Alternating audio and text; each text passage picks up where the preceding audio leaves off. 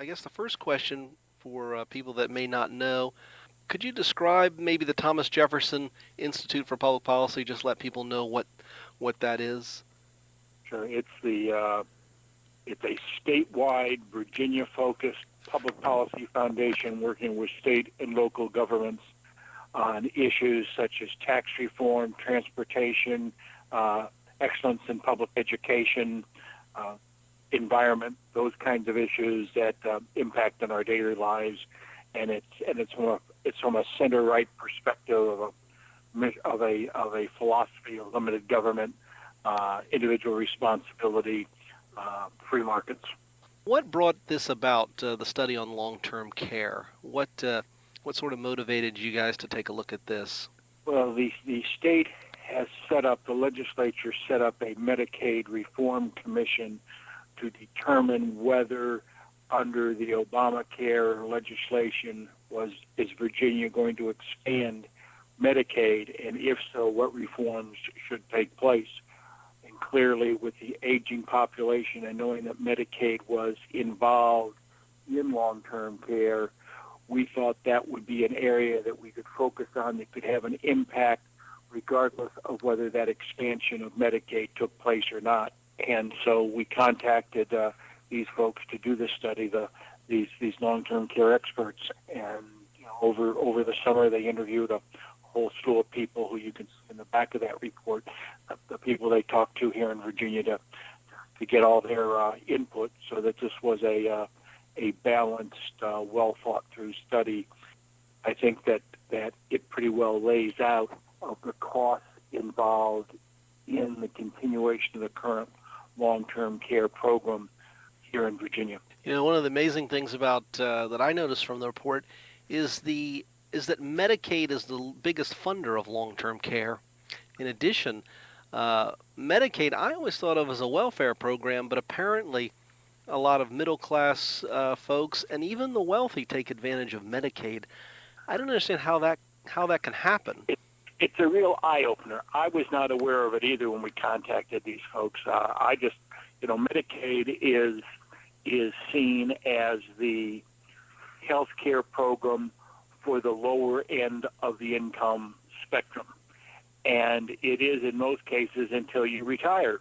And as this report outlines, you can be well into the middle class, if not the upper middle class, lower higher class group of people in this country, and through your attorney be able to shed your assets to family members and qualify for Medicaid-funded long-term care, which is contrary to what most of us think about when we think about Medicaid assistance.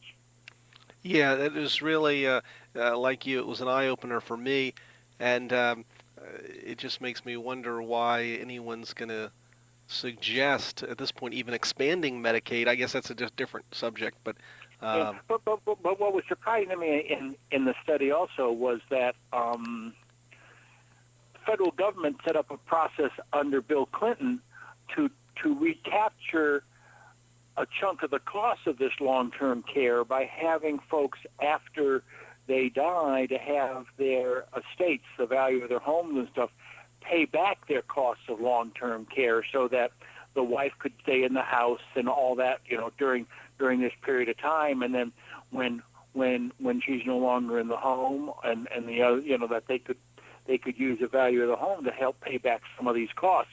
And that is just gone by the wayside. I mean, that just simply isn't being done to a very large degree at all. So there was a realization some 20 years ago that this was a problem, but that those who weren't the normal Medicaid recipients would be able to use the program and then pay back those costs when they were no longer around. And that just isn't happening. So there was a realization, but what good does it do when it's bankrupting the program? Because it's not being used. Well, at this point, what would you recommend, or what does the report recommend about getting away from Medicaid funding to other sources? There are got to be other sources to fund long-term care. Well, I have a long-term care insurance policy, and I pay for it out of I pay for it.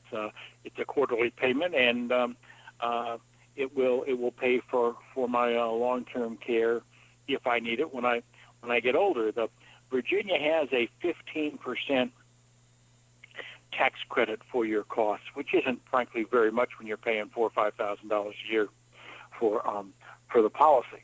So 15% is nice, but it doesn't take a big chunk out of the payments.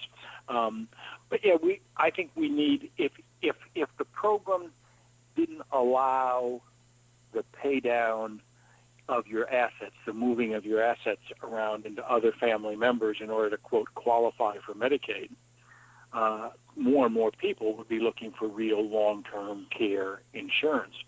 Seems to me that there needs to be a way of doing this. Medical savings accounts are a good idea for my health care. Couldn't we set up couldn't those medical savings accounts be expanded to include my long-term care? Aren't there things like that we could look at that would take care of this problem? Because as we all know, there's a larger and larger and larger percentage of our population that's living to be much older than was ever expected when these programs were set up. And as this report shows, in Virginia, the number of people 85 and older is going to increase by over 300% over the next 30 or 40 years.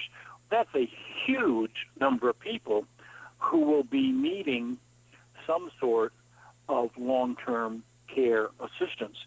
And if we don't start taking care of this problem, it's going to be one of these things which we'll only look at when there's an absolute crisis is going to hit us tomorrow at noon, and then it's too late. It would seem to me that folks like you and I, you and me ought to be looking at long-term care insurance, encouraging people to get it. Government ought to be giving some sort of medical savings account type assistance to those of us who would buy that policy, because in the long run, that's going to be cheaper than paying for me in a long-term care facility for 4 years. I totally agree. But your report mentions sort of an entitlement mentality. Is it something that people just don't think about because they think, well, that's just way off in the future? Or do they just think, well, hey, I paid into some government program, I've been funding Medicaid, let them take care of me? What do you guys mean by the attack?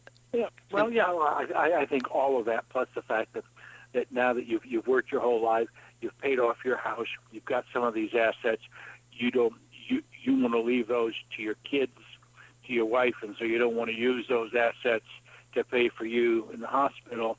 So you find out that there's this program around that allows you to do it. The author says that in Virginia, something like 80% of the people over the age of 70 own their own homes. So we're sitting there with these assets totally owned that aren't being used toward our long-term care because people are looking out and thinking everybody else in the block can pay for me. Well, that's exactly what's wrong with the entire entitlement system in the country. And there ought to be a way that we can back off from that and start getting people to be more self-reliant by buying long-term care insurance. Why should somebody who's making, $150,000 a year, owns a house, be able to pay his attorney to figure out how to move the assets around so that they aren't, quote, yours, so you qualify? That's not fair on all the people who truly need this assistance. Medicaid was set up for the folks who really couldn't afford medical care, and you can make a case for that.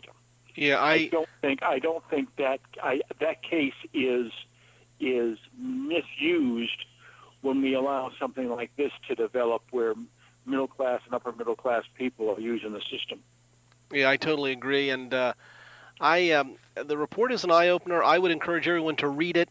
Is there a way they can find it on the web? If some of my, in this case, listeners, it's on the front page of our website at the www.thomasjeffersoninst.org.